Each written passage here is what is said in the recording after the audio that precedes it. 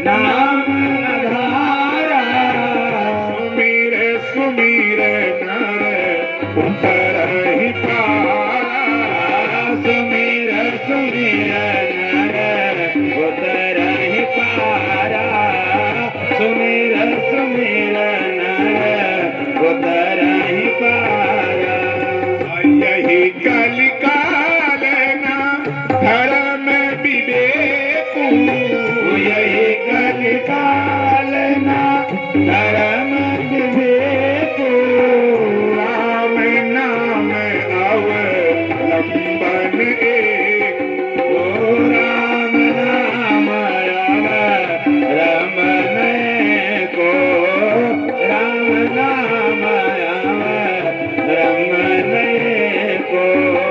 कलयुग केवल हरि गुण गाहा।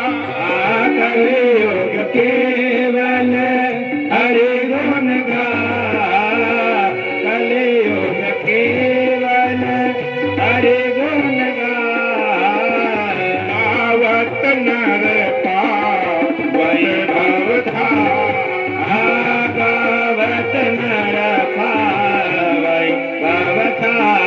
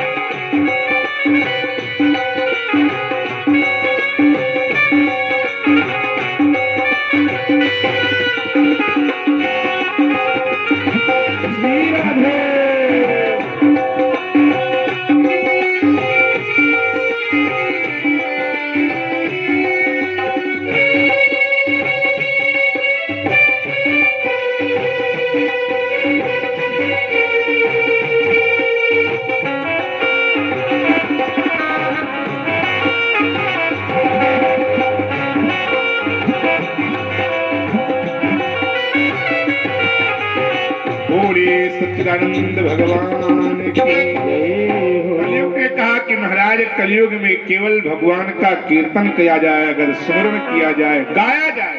गावत नर पावत भव था। कुछ ना कर सको तो केवल जिस भी जैसे भी जहां स्थिति में है, अगर स्मरण नहीं कर सकते हो, भजन नहीं कर सकते हो, कीर्तन नहीं कर सकते हो, तो केवल गाते रहो। गाने से भी भवसागर आप पार कर जाएंगे। इतना ही नहीं महाराज, एक विशेष बात बताएं। कहा क्या? बोले यह कलिकर यक परम प्रताप। मानस पुण्य हो या नहीं पाप। एक विशेष बात तो यह है कि कलयुग में सोचा गया पुण्य आपको प्राप्त हो जाएगा, लेकिन कलयुग में सोचा गया पाप किसी के माथे पर नहीं आएगा। ये सबसे बड़ी बात है। क्या है? जैसे आप गंगा स्नान करने का मन बनाओ, पूर्णमासी को जाना है, एक महीने से आप तैयारी कर रहे हैं, मन बनाए हो और नहीं पहुंच पाए, तब भी 14% पुण्य आपके खाते में गंगा स्नान का जुड़ जाएगा। और एक साल से विचार करो कि अमुक व्यक्ति का घर फूकना है, घर फूकना है, और ना फूको तो उसका पाप आपके माथे पर नहीं आएगा। यानी कलयुग में विशेष बात, कलयुग में बिना किए पाप आपके माथे पर नहीं आएगा। सोचने से पाप नहीं लगेगा, हाँ सोचने से पुण्य मिल जाएगा। सोचने मात्र से पुण्य आपको जरूर कुछ ना कुछ मिल जाएगा, लेकिन सोचने मात्र से पाप आपको नहीं मिलेगा। अरे जैसे इस बात को कलयुग ने कहा, परीक्षित ने कहा, तब तो बड़ी अच्छी बात है। फिर तुमको हम मारेंगे नहीं, लेकिन सुनो, स्वच्छंद नहीं रखेंगे, हम तुम्हें रहने के लिए स्थान निश्चित कर रहे हैं, वहीं तुमको रहना होगा। अरे कलयुग ने कहा हमारा बड़ी अच्छी बात, बैठने को जगह मिल जाए तब तो पैर पसार ही देंगे हम। कहाँ रहेंगे? बोले मैं आपको 5 स्थान निश्चित कर रहा हूँ। पहला स्थान जहाँ पर जुआबाजी होती हो, जहाँ पर जुएबाजी होती हो जाकर के वहां अपना स्थान बना लो। दूसरा स्थान जहाँ पर मदिरा यानी शराब की प्यालियां चलती हो, वहां पर जाकर के अपना स्थान बना लो। तीसरा स्थान जहां पर वैश्यावृत्ति होती हो वहां पर जाकर के अपना स्थान बना लो। चौथा स्थान जहां पर हिंसा अर्थात पशुओं को मार करके खाया जाता हो तुम जाकर के वहां अपना स्थान बना लो। और पंचम स्थान अंतिम स्थान परीक्षित ने कहा कि जहां पर तुमको चमकता हुआ सोना दिखाई पड़ जाए तुम वहां जाकर के अपना स्थान बना लो।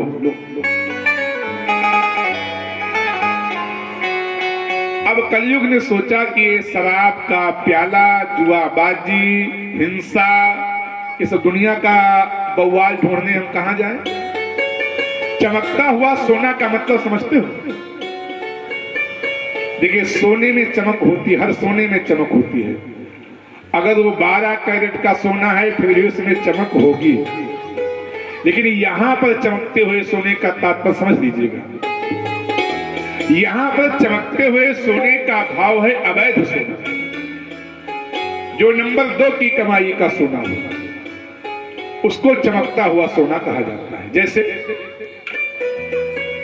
जिनके पास बड़ी गाढ़ी कमाई का सोना होगा, आप लोग समाज में देखते हो, जिन माताओं बहनों भाइयों के पास बड़ी गाढ़ी कमाई का सोना होता है, चैन पहनते हैं, अंगूठी पहनते हैं, हार पहनती हैं माताएं, तो वो जब रास्ते में चलती है तो उसको छिपा करके चलती है। हमारे भाई लोग भी बटन यहाँ तक बंद चैन पहने हैं, रेलगाड़ी पर यात्रा कर रहे हैं, मोटी चैन है पहने, पतली पहने, जो भी पहने हैं, अगर उनकी गाढ़ी कमाई का है तो बटन यहाँ तक बंद। लेकिन जिसके पास नंबर 2 का है वो उठा के सारे कपड़े के ऊपर चाहे वो माताओं का हार हवेल हो, जंजीर हो, चाहे वो पुरुषों की सोने की चैन अंगूठी हो। और सुनो, अगर 2 4 5 अंगूठी पहन लिया ना तो चाहे जहां बैठेंगे ऐसा बैठेंगे कि सब लोग हमारी अंगूठी देखें, मतलब बार बार ऐसे सारा देखो 5 अंगूठी पहने, देखो, और जो चैन पहने वो बार बार सारा, मतलब चैन की जो शर्ट की बटन यहां तक खोल देंगे और उस पर इशारा बार बार समाज में बैठे बार बार ऐसा से, मतलब तुम लोग देखो कि हम पहले, इसी को कहते हैं नंबर 2। तो महाराज परीक्षित जी ने कहा जहां पर तुमको चमकता हुआ सोना दिखाई पड़ जाए जाकर के अपना स्थान बना। कलयुग ने सोचा कि हमें यहीं पे चमकता हुआ सोना दिखाई पड़ रहा है। कहां पर? राजा परीक्षित के शीश पर जो मुकुट है ये भी नंबर 2 का मुकुट है आज के दिन। और उसी मुकुट में जाकर के जो आज्ञा कह कर गया, कलयुग शीश झुकाए और धर्म परीक्षित के हृदय त्यों ही गया समा। कलयुग ने कहा महाराज जैसी आपकी आज्ञा, और ऐसा कह करके वो कलयुग अपने रूप को समेट करके राजा परीक्षित के मुकुट के माध्यम से उसके हृदय में प्रवेश कर गया। तब संतों ने पूछा कि गुरुदेव, ये जो राजा परीक्षित के मुकुट के माध्यम से कलयुग राजा परीक्षित के हृदय में प्रवेश कर गया, क्या ये राजा परीक्षित का मुकुट भी नंबर 2 का था? बोले हाँ ये नंबर 2 का था। बोले वो कैसे? देखिए पूर्व काल में हमारे यहाँ एक नियम होता था, जब राजाओं में युद्ध होता था तो जो राजा पराजित हो जाता था, युद्ध में हार जाता था, उसके मुकुट को छीन करके राज खजाने में जमा कर लिया जाता था। पांडवों ने तो न जाने कितने राजाओं को हराया युद्ध में, न जाने कितने मुकुट राजा पांडवों के यहाँ राजा परीक्षित के कोष में जमा। और जिस मुकुट को आज लगा करके परीक्षित जंगल में शिकार खेलने के लिए गए हैं, ये मुकुट है जरासंध का। ये जरासंध के मुकुट को लगा करके परीक्षित शिकार खेलने के लिए गए। तो कलयुग ने कहा कि आप नंबर 2 का मुझ सोना बता ही रहे तो आपके शीश में विराजमान, और ढूंढने कहां जाए। बस इसी बहाने झट से कलयुग ने राजा परीक्षित के हृदय में प्रवेश कर दिया। गौ माता धरती में विलीन हुई, धर्म की स्थापना कर परीक्षित प्यास से व्याकुल हो आगे बढ़े। महात्मा समीक की कुटिया दिखाई पड़ी, देखा कि झंडा लहर लहर लहरा रहा है। सज्जन हो गए, संत हो गए, जरूर हमको पीने को पानी मिल जाएगा। और जैसे ही पानी की प्यास को लेकर के राजा परीक्षित उस समीक की कुटिया के पास पहुंचे। दोपहर की बेला, मध्याह्न काल की बेला थी। महात्मा समीक गले में माला, हाथ में माला लिए, आंखें को बंद किए भगवान की भजन में मस्त थे।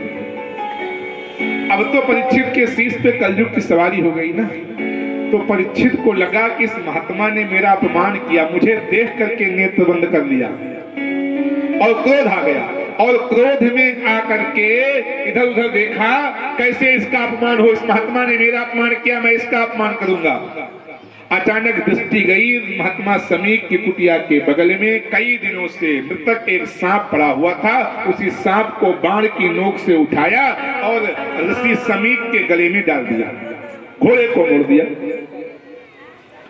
उस मृतक सर्प जिसमें हजारों हजार चींटियां लगी थी, सांप से बदबू आ रही थी, उस सांप को उठाया, समीक के गले में डाला, घोड़े को मोड़ा और जैसे अपने महल की ओर प्रस्थान किया। इसी बीच में महात्मा समीक के पुत्र श्रृंगी ऋषि जी अपने शिष्यों के साथ स्नान करके वापस आ रहे थे। शिष्य बड़ी मस्ती में नारायण नारायण का भजन गाते हुए चले आ रहे हैं। देखा कि बाबा के गले में कई दिनों से कुटिया के बगल मरा हुआ सांप जो था बाबा के गले में पड़ा है, चींटियां लिपटी हुई है, बदबू आ रही है। शिष्य दौड़े दौड़े गए श्रृंगी ऋषि के पास। गुरुजी, न जाने किस दुष्ट ने उस मरे हुए सांप को बाबा गुरु के गले में डाल दिया। श्रृंगी ऋषि को बड़ा क्रोध आया कि मेरे पिता का इतना अपमान। तो झट से गंगा जल लिया और वहीं पर श्राप दे दिया कि ऐ नागदेव, तुझे जिसने भी मेरे पिता के गले में डाला हो, आज के अष्टम दिवस तुम जीवित हो जाओ और उसको जाकर के दस लो, अर्थात उसकी मृत्यु हो जाए। जैसे ही श्रृंगी ऋषि ने श्राप दिया, महात्मा समीक के नेत्र खुले। नेत्र खुलते ही समीक ने कहा, पुत्र तूने अनर्थ कर दिया, अनर्थ कर दिया। अरे वही तो एक राजा है परीक्षित, जिसके राज्य में शेर और बकरी एक घाट पानी पीते हैं। उसके ऊपर कलयुग की सवारी हो गई है। वो कलयुग के प्रभाव से ऐसा कुकृत किया है, जिसके परिणाम स्वरूप तूने ऐसा श्राप दे दिया।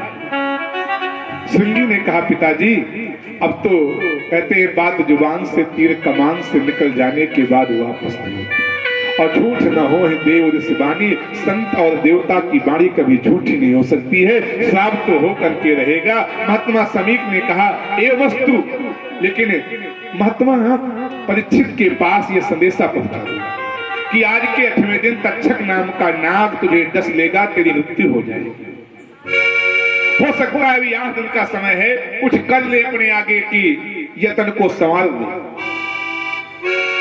महात्मा समीक का आदेश पाकर के श्रृंगी ऋषि के 2 शिष्य दौड़े दौड़े गए राजा परीक्षित के महल के समीप। और सुनो, जैसे उस शिष्यों की मंडली महात्मा समीक के आदेशानुसार राजा परीक्षित के महलों के समीप पहुंच रहे हैं, और उसी बीच में जैसे ही राजा परीक्षित ने अपने मुकुट को उतार करके सिंहासन पे रखा, अचानक याद आया, ओह मैंने इतना कुकृत्य कर दिया, मरे हुए सांप को महात्मा के गले में डाल दिया, अब बड़ा पछतावा हो रहा है। उसी बीच में आवाज आई, राजेश्वर राजेश्वर महाराज राजेश्वर।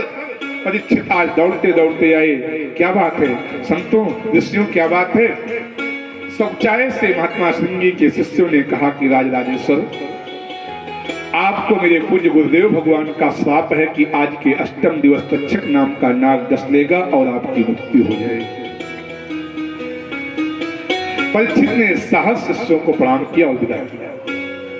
उसी समय परीक्षित ने सोचा कि जब आज के अष्टम दिवस मुझे नाग डस लेगा, मेरी मृत्यु निश्चित हो ही गई है, केवल जीवन के 7 दिन ही शेष मिले हैं, तो क्यों ना ये 7 दिन एक बार भगवान के चरणों में लगा ही दिया जाए। क्योंकि कबहू की करी करू नानर दे, कबहू की कर करो नानर दे,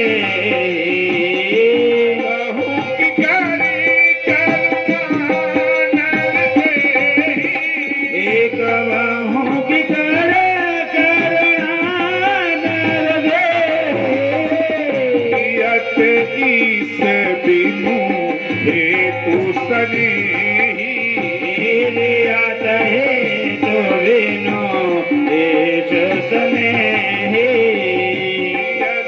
ईस बिनु दे तो स्नेही आता है तो विन इस स्नेही।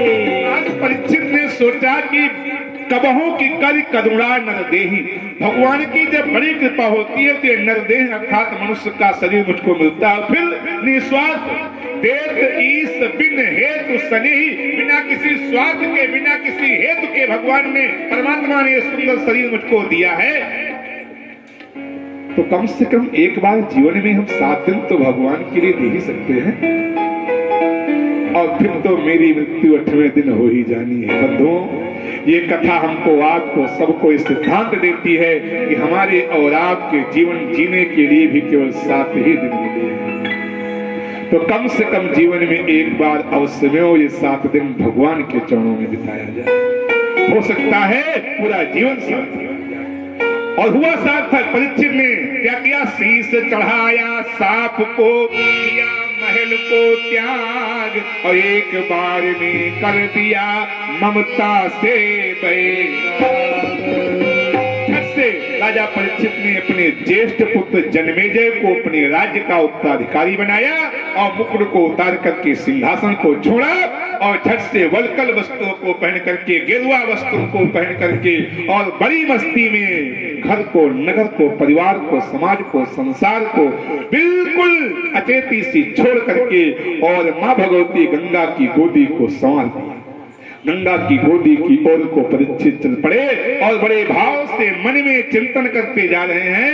किसी दिन खाक के अंदर हमें भी घर बनाना है। किसी दिन खाक के अंदर मुझे भी घर बनाना है।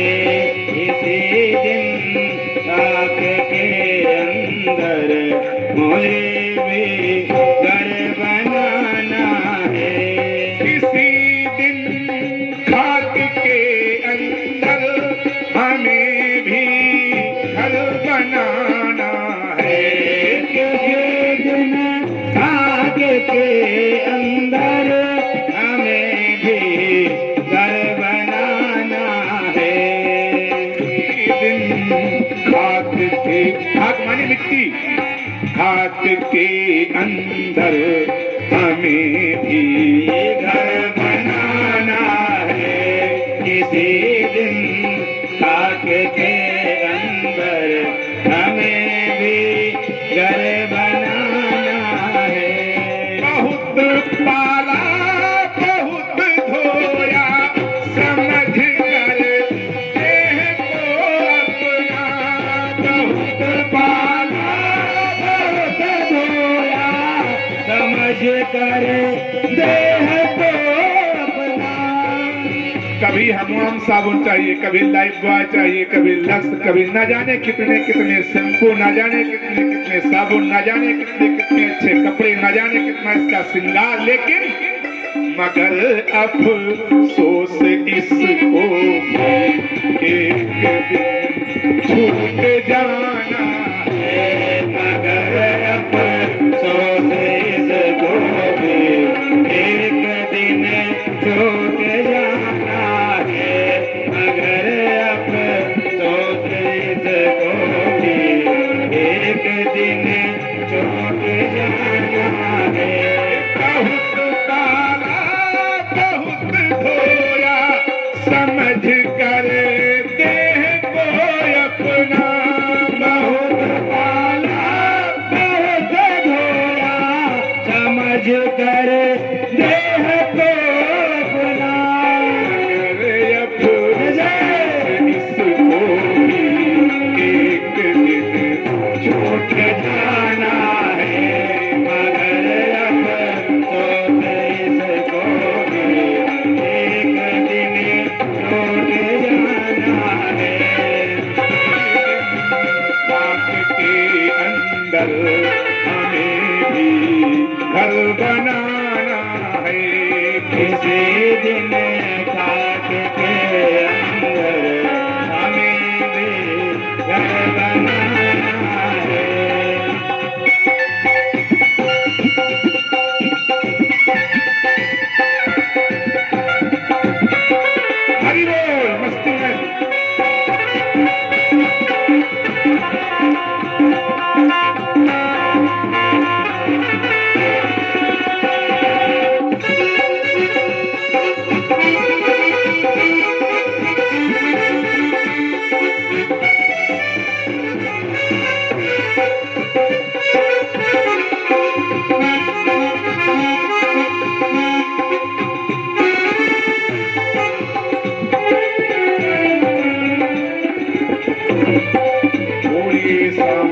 सरकार की जय हो। इसी दिन खाक के अंदर हमें भी घर बनाना है।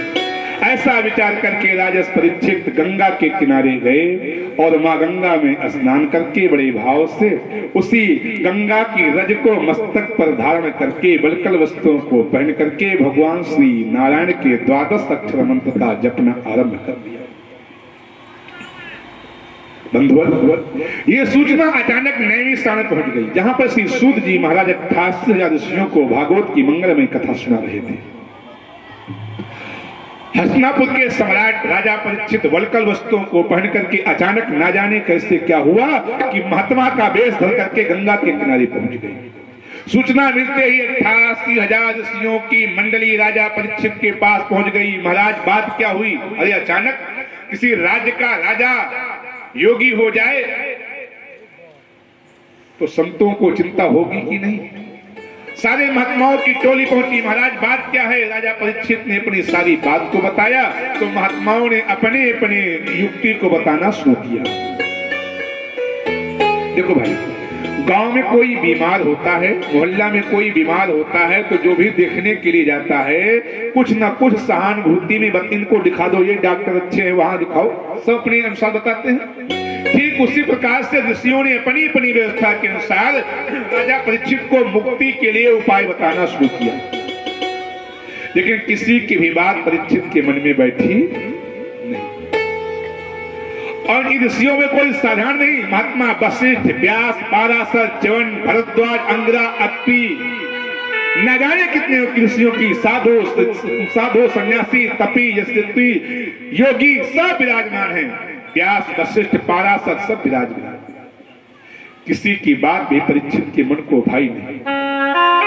तब तक एक छोटा सा बालक, 5 साल का बालक, लंगोटी को लगाए, घुंघराले बाल, चौड़ा मस्तक, एक हाथ में कमंडल, एक हाथ में दंड, कंधे पर कंबल का टुकड़ा और गले में तुलसी की माला, एक हाथ में तुलसी की माला और बड़े भाव में बड़े प्रेम से भजमन नारायण नारायण हरि हरि, भजमन नारायण नारायण हरि हरि, भजमन नारायण नारायण हरि हरि, भजमन नारायण नारायण हरि हरि, भजमन नारायण नारायण हरि हरि, भजमन नारायण नारायण हरि हरि, श्रीमन नारायण नारायण हरि हरि,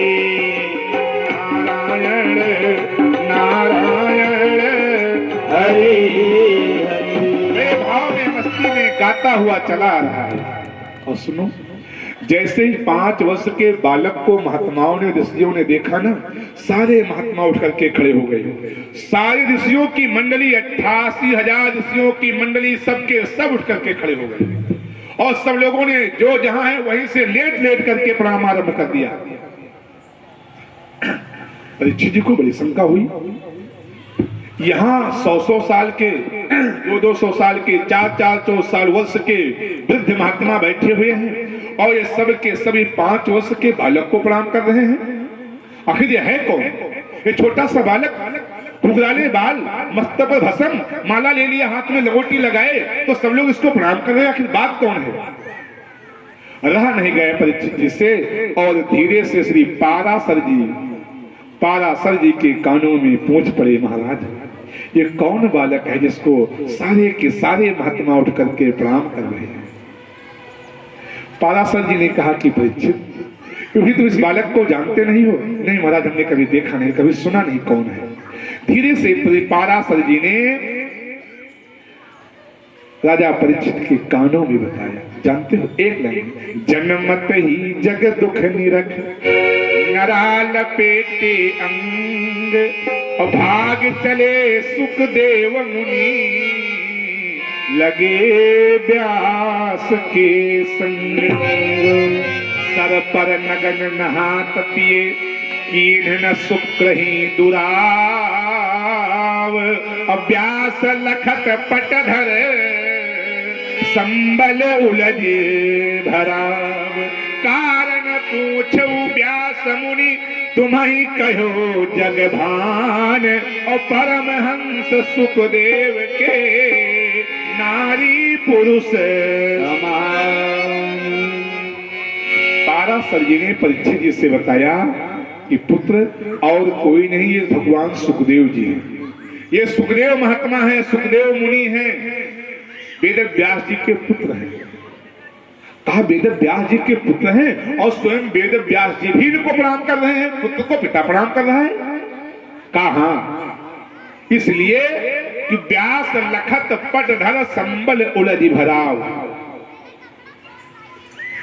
और सरपर नगन नहात तिये कीर्ण शुक्र ही दुराव।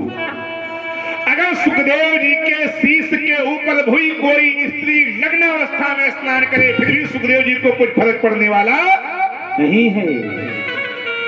और अगर वेद व्यास जी के सामने से कोई स्त्री ऐसी अवस्था में निकलती है तो पट माने होता है वस्त्र, वस्त्र को अपनी नेत्रों के सामने वेद व्यास जी लगा लेते हैं।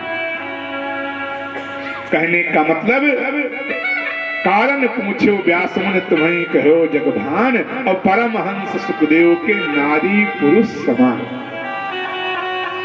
स्त्री और पुरुष में क्या भेद होता है सुखदेव जी को पता ही नहीं। ऐसे साक्षात भगवान परमहंस के अवतार हैं सुखदेव जी, इसलिए इनके पिता भी इनको प्रणाम करते हैं। क्यों? क्योंकि इनको काम क्रोध लोभ मोह मद मत्सर अविद्या इनके पास तक कभी न तो पहुंची न कभी पहुंच सकती है। जिस इंसान को जिस को महिला और पुरुष का ज्ञान ही नहीं होगा उसको कैसा काम कैसा क्रोध कैसा लोभ कैसा मोह। ये साक्षात परमहंस है, मुक्ति के अवतार है। और हे परीक्षित तुम्हारे पास तो 7 दिन का समय है। अगर परीक्षित चाह ले तो तुम्हें अगर सुखदेव जी चाह ले तो तुम्हें एक क्षण में मुक्ति दिला सकती है। झट से परीक्षित जी उठे और दौड़ करके गए श्री सुखदेव जी के चरणों में साष्टांग दंडवत करते हुए लेट गए, चरणों को पकड़ लिया। पाही नाथ कही पाही गोसाई भूतल पर लकुट की नाई। ऐसे सीधी खड़ी हुई लाठी अचानक घाम से गिर जाती है। लेट गए, चरणों को पकड़ लिया। त्राहिमाम त्राहिमाम त्राहिमाम, हे योगेश्वर आप मेरी रक्षा करिए, रक्षा करिए। सुखदेव जी ने परीक्षित को उठाया, बाहों में भर लिया। क्या बात है, क्यों चिंतित है? परीक्षित जी के नेत्रों में आंसू आ गए और सारी घटना को सुखदेव जी से बताया। सुखदेव जी ने कहा परीक्षित यद्यपि बात जो आप कह रहे हैं वो सत्य है, आप मुक्ति चाहते हैं ना?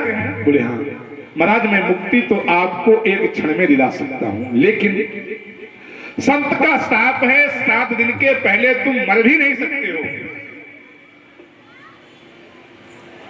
अगर मैं चाहूं कि इसी वक्त तुमको मुक्ति दिला दूं तो मुक्ति का मंत्र तो तुम इसी वक्त आपको दे सकता हूं, लेकिन 7 दिन के पहले तुम मर ही नहीं सकते।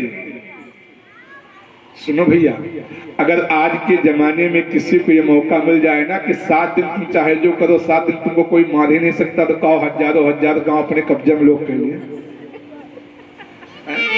न जाने कितने कितने दिनों की दुश्मनी को अदा करने के लिए तुल जाने के। परीक्षित जी को जब लगा कि 7 दिन के पहले मुझे मरना ही नहीं है, तो महाराज कोई उपाय बताओ कि 7 दिन सुगमता से बीते।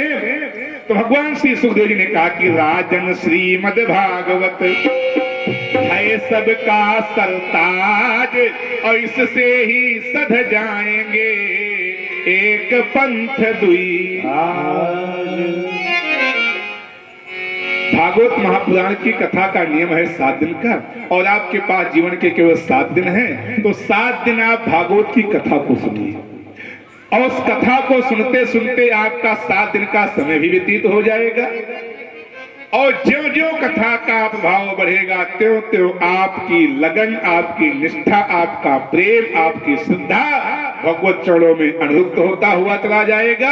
और फिर ऐसे भगवत प्राप्ति हो जाएगी कि स्वयं भगवान का सिंहासन आपको लेने के लिए आ जाएगा। परीक्षित जी ने स्वीकार किया और वहीं पर श्री गंगा जी की गोद में सुंदर से आसन पर श्री सुखदेव जी को व्यासपीठ पर विराजमान किया गया।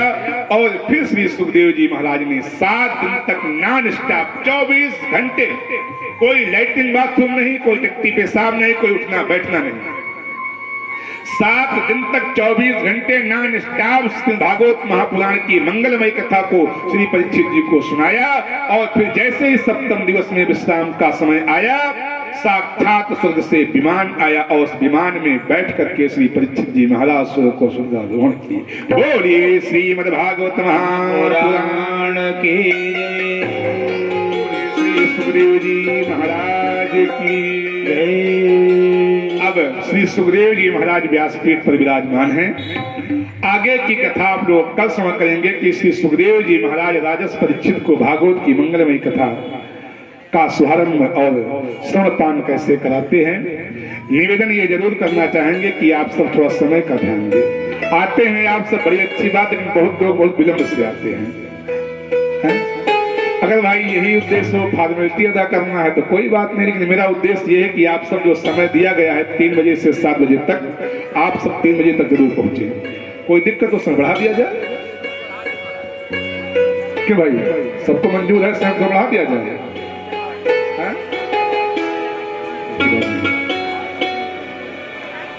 4 से 8 कर दिया जाए। चलिए, कल से भी 4 बजे से 8 बजे तक। नहीं, बात नहीं, आप सब लोग थक जाएंगे, बहुत देर हो जाएगी ना।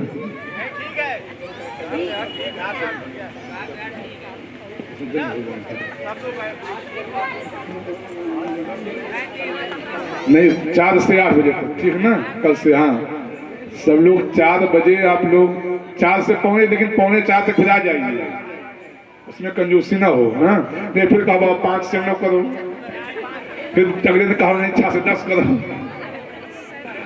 तो ये बात ठीक नहीं है। कुल मिला के 4 बजे से 8 बजे तक आप सब व्यवस्था को बनाएं, और संभव हो तो थोड़ा और पहले आने का प्रयास करें ना, ज्यादा अच्छा रहेगा। बोल श्री हनुमान जी महाराज की, बोल श्री गुरुदेव भगवान की। आइए, आज का जो समय है उस समय अनुसार हम आप सब लोग यहाँ कथा को विश्राम करते हैं, और सब लोग 2-4 बार भगवान का कीर्तन और आरती प्रसाद लेकर के सब लोग जाएंगे।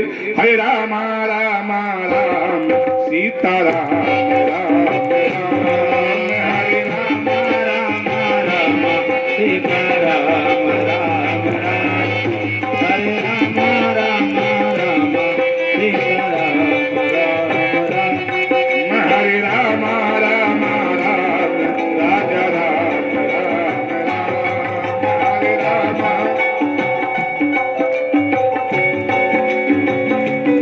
सीता राम राम राम राजा राम राम राम, सीता राम राम,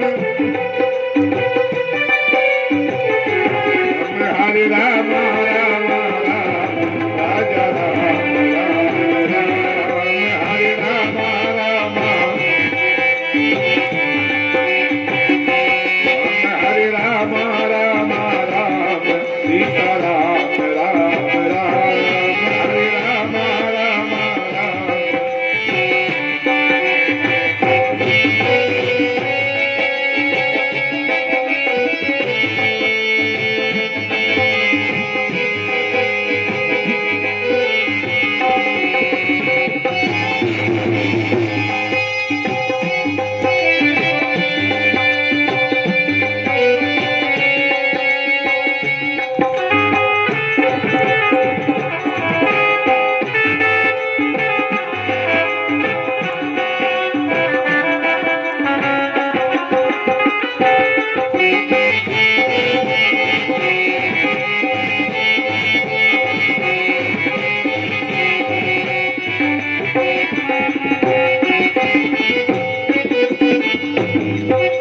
बोलिए सच्चिदानंद भगवान की। यथास्थान सब लोग खड़े हो जाएं। जिनको दिक्कत है वो बैठे रहेंगे, सबसे जरूरी जो वृद्ध लोग हैं जिनको दिक्कत है वो कुर्सी पर जहां भी जाएं जैसे चाहें बैठे रहे, कोई दिक्कत नहीं है। जो खड़े हो सकते हैं खड़े हो जाएंगे। हरिओम चंद्रमा मनसो जातः चक्षुषु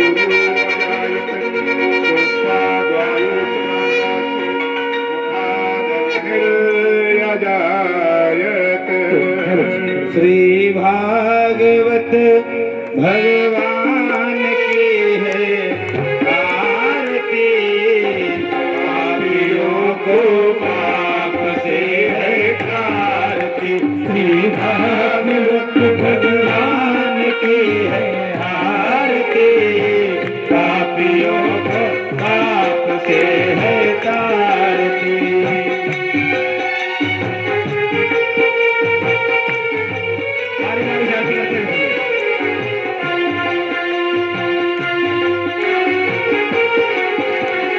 अमर ग्रंथ मोक्ष पंथ ये पंचम वेद निराला, हरिदर्श कराने वाला।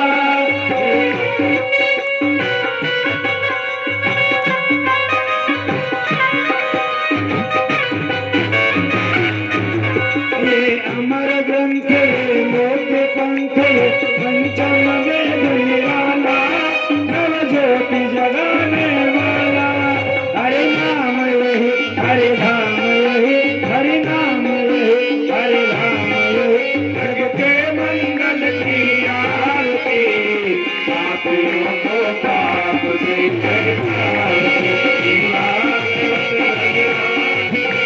आरती, पापियों को पाप से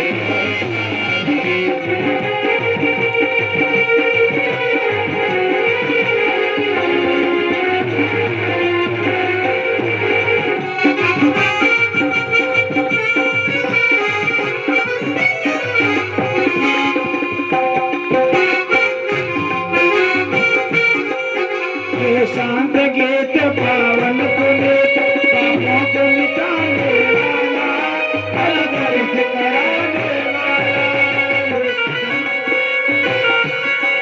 पापों को मिटाने वाला, ये सुख करनी दुख हरणी, ये सुख करनी ये दुख हरणी।